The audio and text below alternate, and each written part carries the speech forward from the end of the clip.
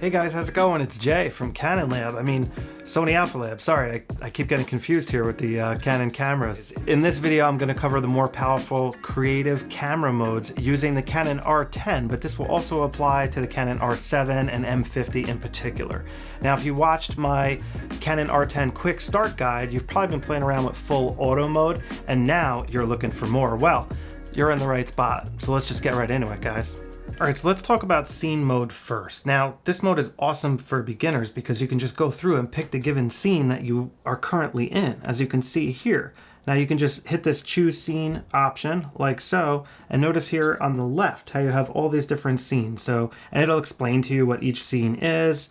Landscapes here, you got panorama shots, sports shooting, kids, which is just awesome. A go-to feature for capturing kids is just great. You're shooting cars and you want to get a panning effect, you can select this option. You're taking close-ups of flowers and things like that. You got food, and you got night portrait, so you can use the flash to get really good shots at night and stuff in combination with ambient light. You got handheld night scene, HDR backlit, same thing. It does 3 consecutive shots and then combines the exposures. And then you have silent shutter mode. So this is great if you just need a really quiet camera for, the given scene that you're currently in. So again, scene modes, guys. Don't be afraid to check out scene modes if you're not sure how to set the camera for a particular scene. All right, so now we have creative filters. Now, this is just more for fun, I would say, and just having fun, If you're just out there shooting pictures and stuff, it's cool to play around with some of these filters sometimes. So we can just hit this set button here on the back of the dial, or you can just hit the choose filter button. So I'm gonna hit the set button this time, or the Q button here on the back. And now, same deal here, you have all your different options, and you can just scroll up and down to go through them here. So you got soft focus, grainy black and whites, you have a fisheye effect here, water painting, then you have toy camera, you have the miniature effect, which is always fun to use if you're up high looking down or something. And that's pretty much what the creative filters are for. All right, so next we're looking at program auto. So that's going to allow you to change the shutter speed, and the aperture will automatically change, as you'll see in a second. Let me just hit the OK button here. And now we're in program auto. Now, if I just press the shutter button down, it's going to bring up some of these other settings here. Now, notice how it has the little orange gears on there, and those are indications for the dials. So this one here on the left, which is controlling shutter speed, notice how it says 1/50th of a second there. If you turn this dial, the shutter speed is going to change.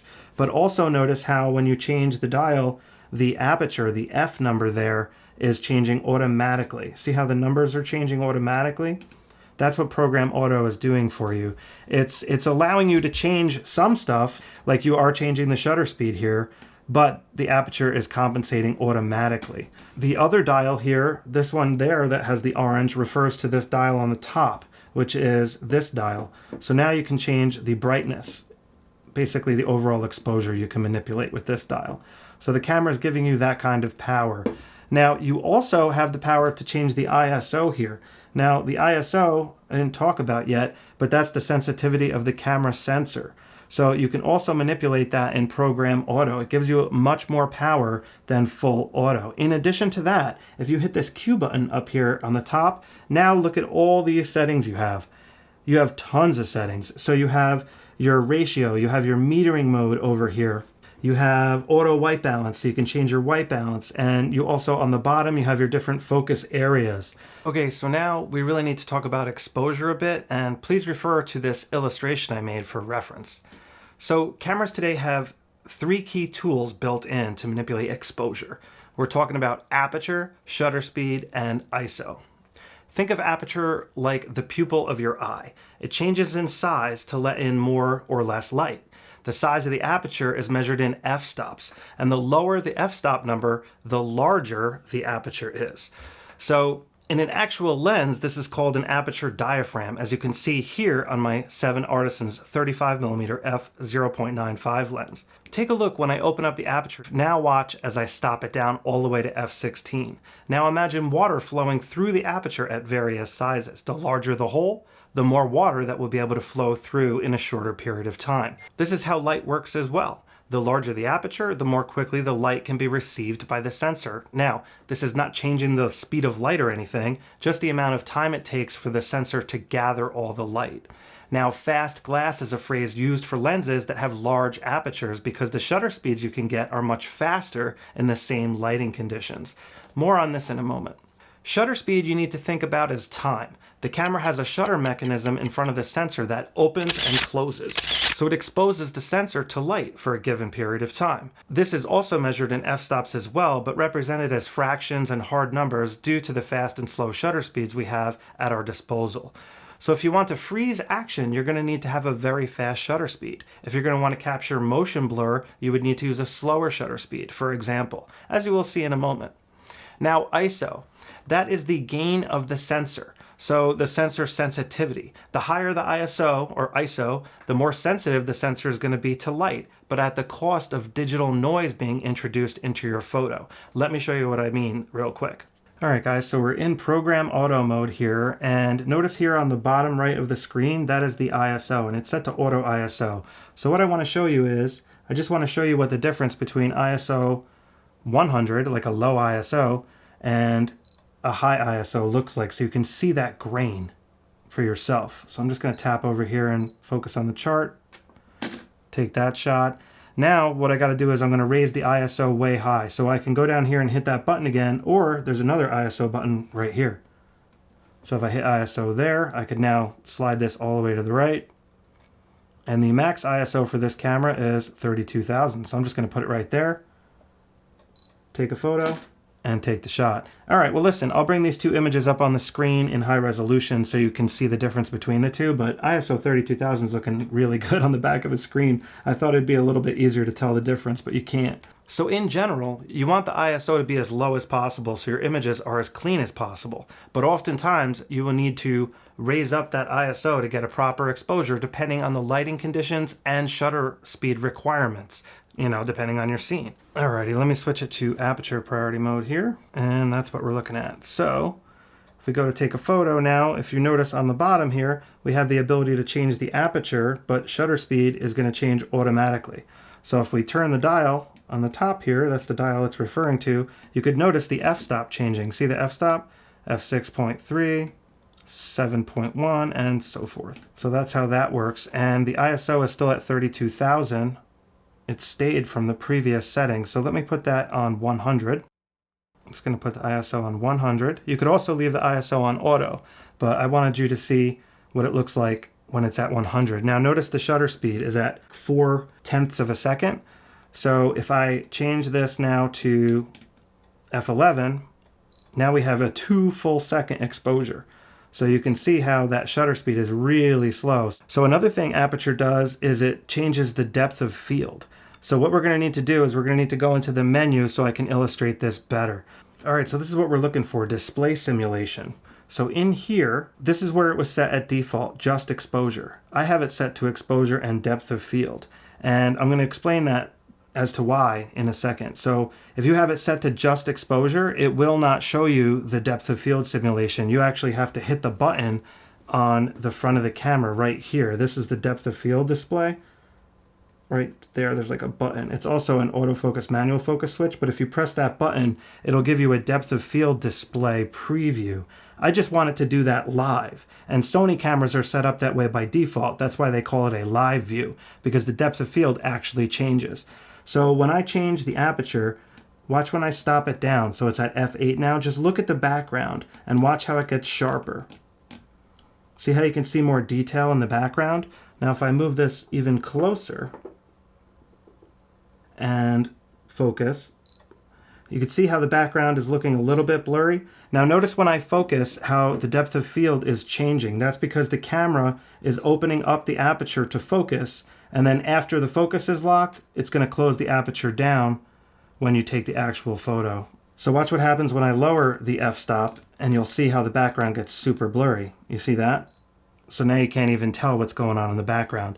And I can actually touch over here on this little guy, and now you can see how the chart is out of focus. You see how the chart, it's that depth of field. Depth of field is basically the amount of sharpness from where you focus, like the distance. So right now I'm focused on this little figure here. So the depth of field is only like maybe an inch or two in front of it and an inch or two behind it. And you can see that because the chart is blurry. And the chart is only a few inches away from this little guy. So the depth of field is very, very narrow or shallow, very shallow depth of field. Now, if we want a large depth of field, like if we're taking landscape photos, we can stop it down to like f16 or something like that. And now if I focus on this little guy, you can see the chart looks acceptably sharp and the background looks fairly sharp.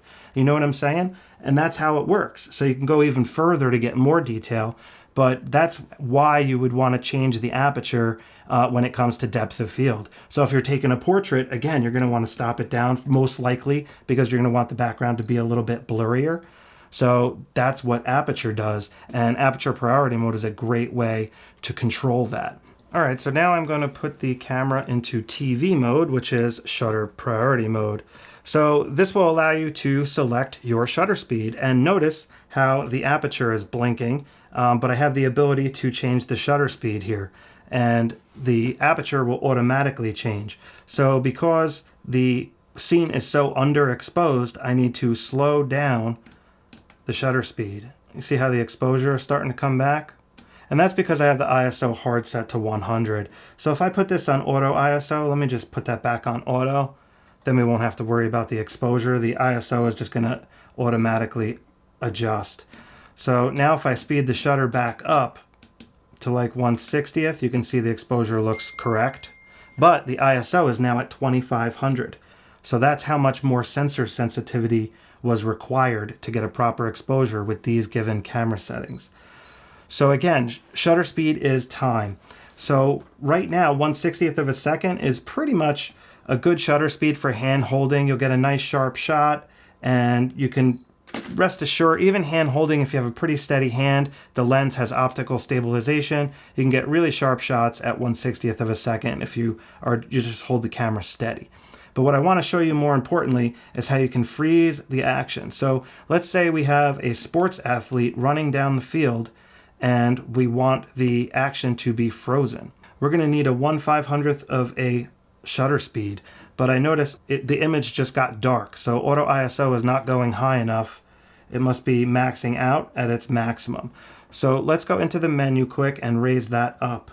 It's on page 2 here. If we go to ISO speed settings and then you scroll down here, auto range, I'm going to click on that and I'm going to raise that up to maximum, and I'm just going to hit OK. So now the ISO auto range goes all the way up to 32,000 instead of 6,400. So now you can see I'm getting a proper exposure at 1/500th of a second, but the ISO had to go up to 20,000. But that's all right. So check this out. I'm just going to focus on this guy here, like so, and now I'm going to spin the little prop fan I got here. So notice how the fan got frozen. You see it in the image there? It froze the action. 1/500th of a shutter was fast enough to freeze that action. So watch what happens when we slow the shutter speed down. So I'm just going to turn this dial, slow it down to like whatever. Let's do 1 second.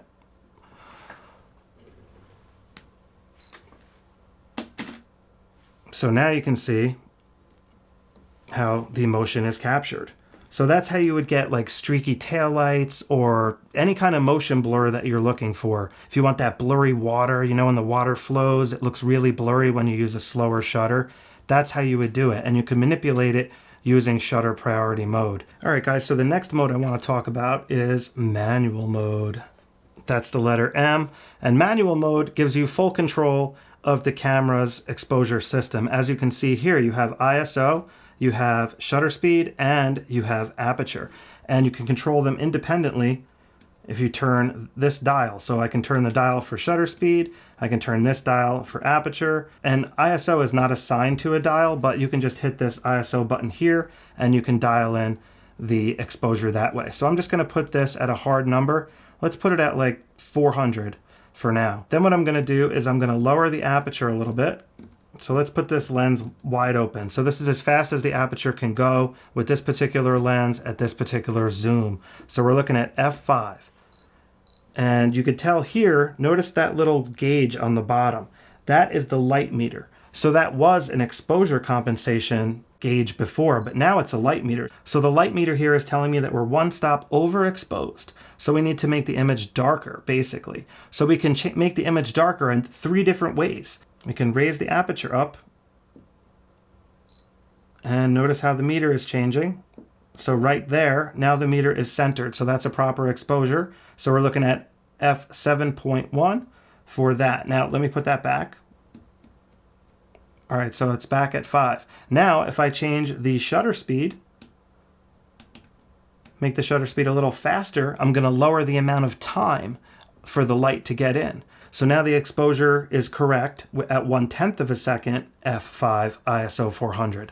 So let me put the shutter speed back to where it was, right about there. So we're one stop overexposed again. Now check it out. We can change the ISO, and we can just lower that one stop to ISO 200. And now if we look at the meter, we should be pretty close to dead center. There we are. So you can see how shutter speed affects the exposure, aperture affects the exposure, and ISO affects the exposure. You can manipulate the exposure using any one of these tools.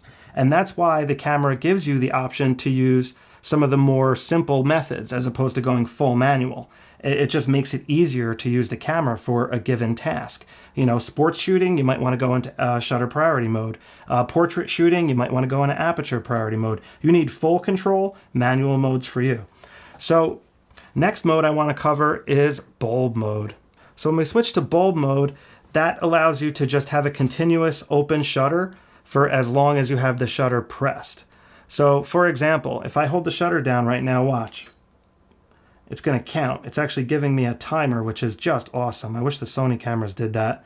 As soon as I let go of the shutter, the exposure's over. So it's obviously way overexposed because that was a 5-second exposure. But that's what bulb mode does. So if you're in like pitch black dark and you want to get like a 1-minute exposure, bulb mode is where you're at. Now you might wonder why anybody would want to do that, but if you've ever seen those awesome shots like by the ocean, and they're like 1-2 minute exposures, and the ocean like looks like smoke, but it's actually the waves going in and out. But over the course of like 1 minute, it like turns into like smoke, it looks like. But you can use it for fireworks and stuff like that as well, more advanced techniques like that.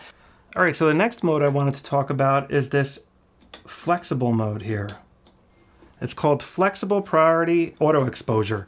So if you go in here, notice how you have the option to change whatever you want, but currently the camera's in full auto. So you just point around and the camera's going to do whatever it wants. If you turn the dial, it's just going to change the exposure.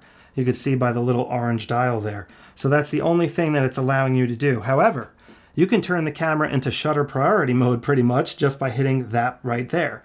Now I have control over the shutter.